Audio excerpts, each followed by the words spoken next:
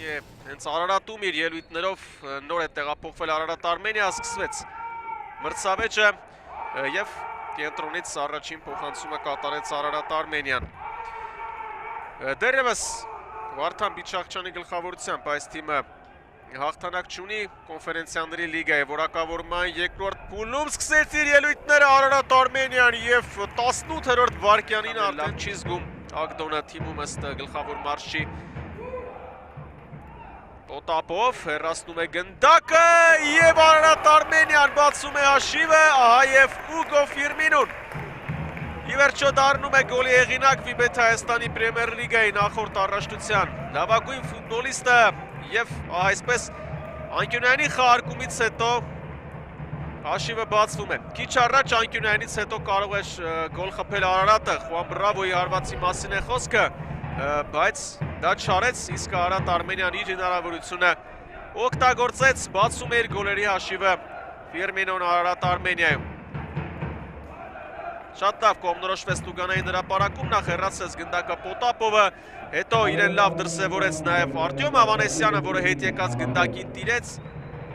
Տուգանային հարված, Էդգար Մալաքյանը գնդակի մոտ է, Հրայր Մկոյան հարված, Երմակովը սխալվում է, Ալեքսանդր Գրիշիչ չի կարողանում հարվածել և իրավիճակներում Արարատը դեռ տարածություն առանձնապես չի գտնում, հիմա գուցե այդ ամենը ստացվի Էդգար Մալաքյան, Գրիշիչ, Ռուդիկ Մկրտչյան հարվածը բարձր է ստացվում։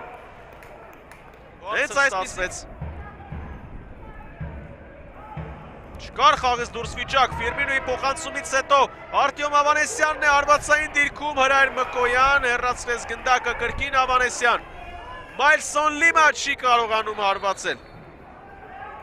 Չհաջողվեց Գալստյանին առաջինը հասնել գնդակին եւ այն պահել եւ Արարատ Արմենիանը հակագրոհ զարգացնում։ Տենտոն Յենե մտավ Տուգանային հրապարակ, Տենտոն Յենե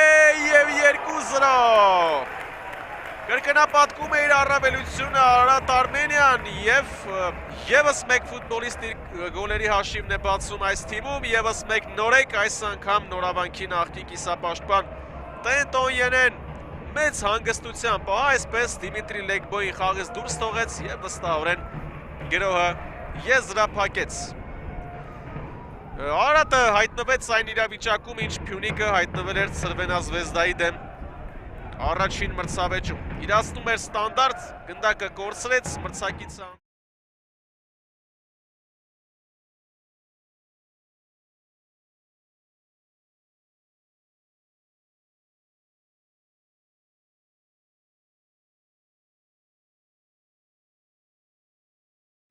Արարատը եւ Արարատ Արմենիան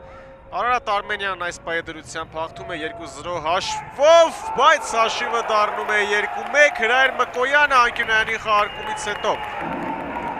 գոլի հեղինակ դարձավ, տեսնենք հիմա ինչ տեղի ունեցավ, մրցավարը հաղթում է արձանագրել, Հալաշկերտի դեմ մրցավեճում Արարատը 2 գոլ խփեց ստանդարտներից հետո, երկուսն էլ չարձանագրվեց եւ հիմա էլ փաստորեն խաղթում է նկատվել, պետք է հասկանանք թե ինչ տեղի ունեցավ Հարվածեց Մկոյանը եւ այո Ալեքսանդր Գրիշիչը հետո շեղեց գնդակի ուղղությունը Գրիշիչն էլ ըստ այդ ուժեղ ֆուտբոլիստներից քաղել առավելագույնը Արմեն Ամբարձումյան Ջոնաթան Դուարտե եւ Արարատ Արմենիան թե մասնագետի թե թիմի համար